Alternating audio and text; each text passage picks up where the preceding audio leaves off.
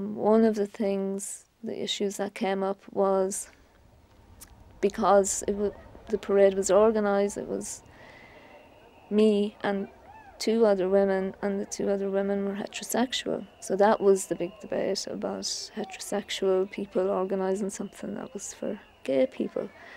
For me, and I think for some others as well, my belief, and still is, that regardless of our sexuality or gender or race or culture or whatever, we all have a responsibility to each other and to make things happen, especially when injustices are being done. We'd done the initial one that was just frightening. The second one was again difficult and quite small, but by the time we got the third one, we'd figured out to get a rent-a-crowd in. So we had people from Cork and Limerick and Belfast and Derry and from all over the country. So it meant that the number of people marching on the parade was vastly bigger. And it suddenly felt like we were celebrating.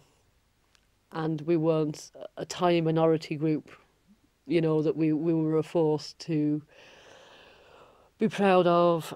And it was starting to feel like a pride rather than a challenge. I mean, it started off very small, and I think it fairly naturally grew in size each year, gradually getting bigger, and becoming easier, I think, as well for people to do. I think anybody's first pride is frightening. Anytime they walk the parade for the first time, it's going to be frightening. But once somebody's done it one year, they probably will go back a second year and do it. So it's just a natural growth. I think it has changed dramatically over the years. I wasn't involved or didn't even see the very early years. But from the years that I did see, from about 97 onwards, I've seen a huge development in that it's mushroomed and become something far, far bigger. We've bigger venues now, bigger crowds, bigger parade.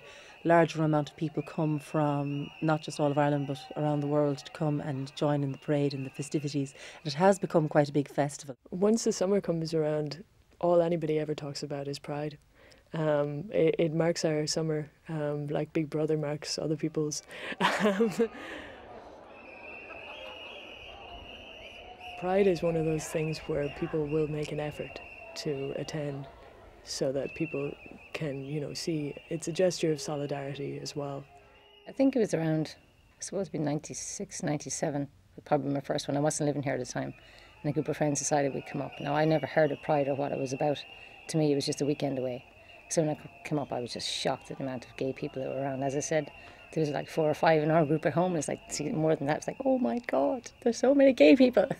The first Pride parade I was in Galway, I started out just hesitantly going to Dyke Road and looking around quite nervously. I remember seeing a horse and a carriage, and I was like, okay, I'll stand behind the horse and the carriage and nobody will see me. It'll be great.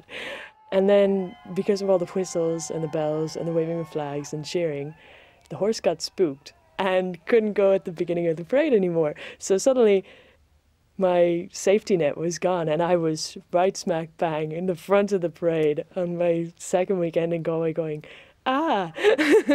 And then I realised that there were people behind me, to my left and my right, people who recognised me from Dublin, who knew it was my first ever parade, and who knew that now that the horse was gone, I was a little bit exposed. And they just started singing a song, and it caught on and it got me through it.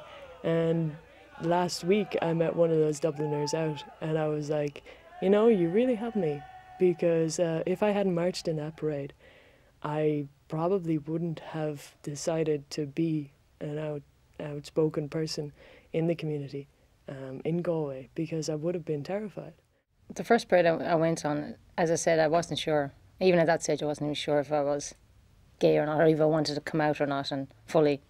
I think it was, for me, the support that I got from the people around me was just unreal. And it was like a stepping stone for me to go on and to accept what I was and not care what other people thought. You have all that support around you, and it's like strength in numbers. And it's like you're not alone. You feel that you are alone, even though you know you're not. But when you're around so many people, you just feel you're part of a community that will care for you.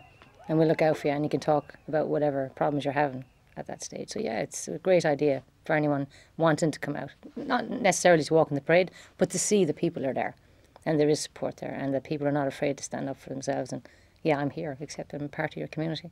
One woman who I had been speaking to weeks beforehand and trying to encourage her to come into the parade, and she really wanted to, but felt really, really afraid to be.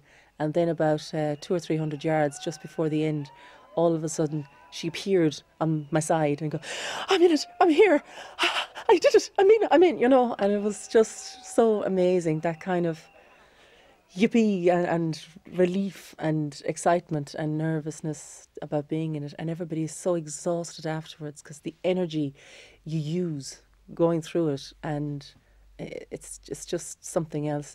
I think it's actually a little bit more than the kind of energy that you'd use in as a performer in a regular parade, because you're being a character in those, whereas in a pride parade people are being themselves and they're really putting themselves out there.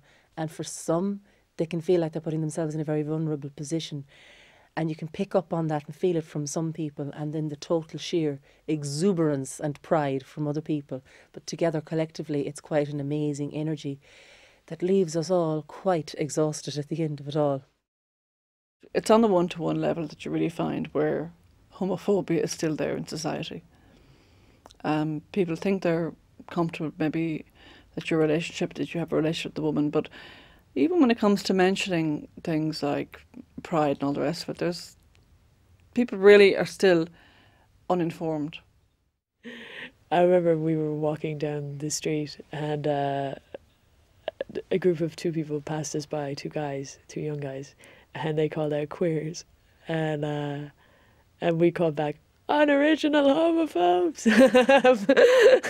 But yeah, you know, you really have to keep up with the homophobic lingo. Queers are so old. But yeah, no, I've been called dyke in a negative way. I've been called queer in a negative way.